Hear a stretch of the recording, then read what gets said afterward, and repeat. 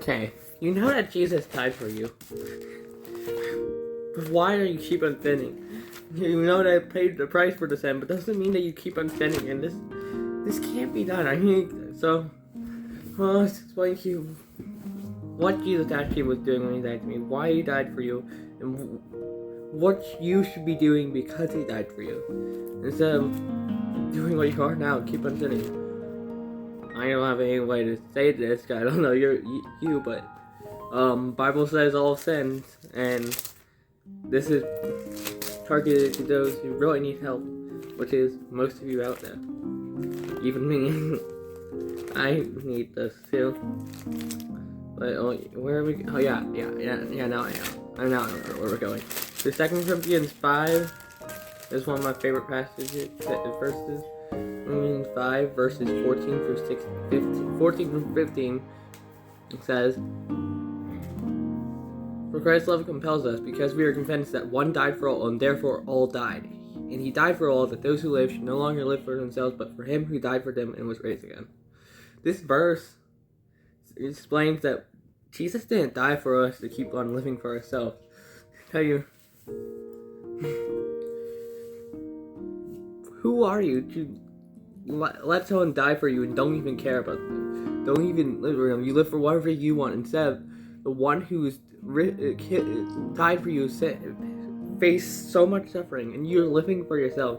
And he died so that you could live, and you live for yourselves instead of them. Him. Jesus died so that you could live, but you live for yourselves instead of Jesus, the one who died for you, so that you could live. I tell you, what are we doing?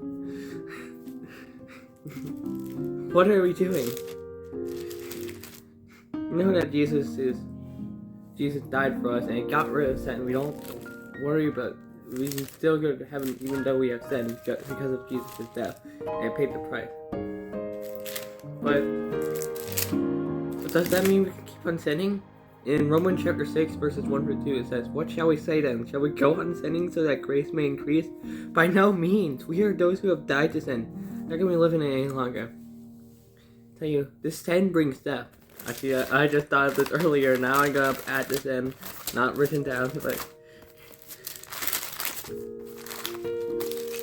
it just, sin brings death, and I thought of it, I can explain the story because I probably don't know where it's exactly located. In verse 3 of chapter 3 of Genesis chapter 3, it says, "But God did say, you must not," well, I guess this is, "But God did say, you must not eat from the fruit from the tree that is in the middle of the garden, and you must touch it, or you will die." That's Eve responding to the serpent. I don't know if it's actually mentioned anywhere else that God says that, like where it says God says that, but God did say that. And then it says in verse 4, "You will not certainly die," the serpent said to the woman. I tell you, God, and in verse 5, "For God knows that when you eat from it, your eyes will be opened, you will be like God, knowing good and evil." And I tell you, that's what the devil says to you. The devil says that you won't die, this won't cause death, but sin is the reason. Sin causes death, and we keep on living it.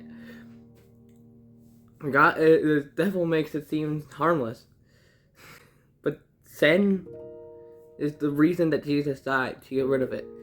Sin causes death, sin leads to death. Even I actually gotta go to James because I just thought of this because it's also one of the verses I bring up a lot in my thing because it's about sin leading to death.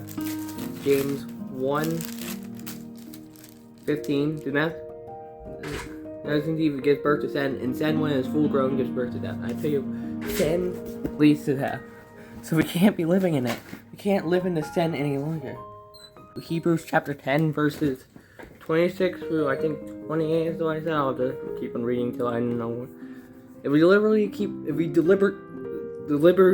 keep on sinning, as we have received the knowledge of the truth, no sacrifice for sins is left, but only a fearful expectation of judgment, and of a raging fire that will consume the enemies of God. Anyone who rejected the law of Moses died without mercy on the testimony of 2 or 3 witnesses. How much more severely do you think someone deserves to be punished who has trampled the Son of God underfoot, who has treated as an holy thing the blood of the covenant that sanctified them, and who has insulted the Spirit of grace?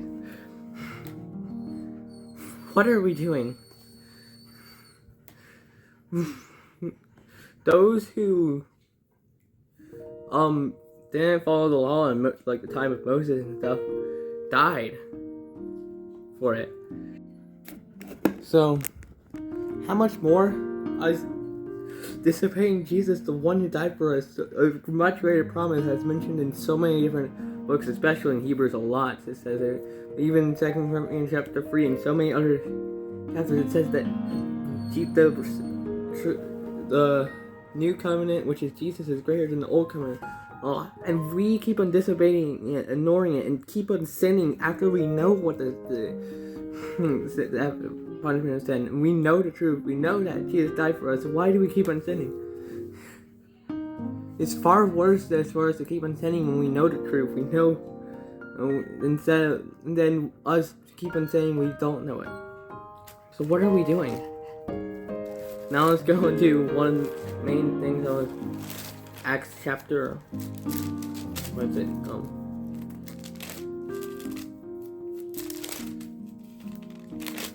Oh yeah. Acts chapter 16? Yeah. I think it's 16. Yeah, so these people were in prison. I'm not going to tell you the whole story, but I'm going to explain it. It's from verses 16 through 40. In Acts chapter 16 is the whole story, basically, but I'm going to explain, not have all those verses, but basically, so there was a jailer.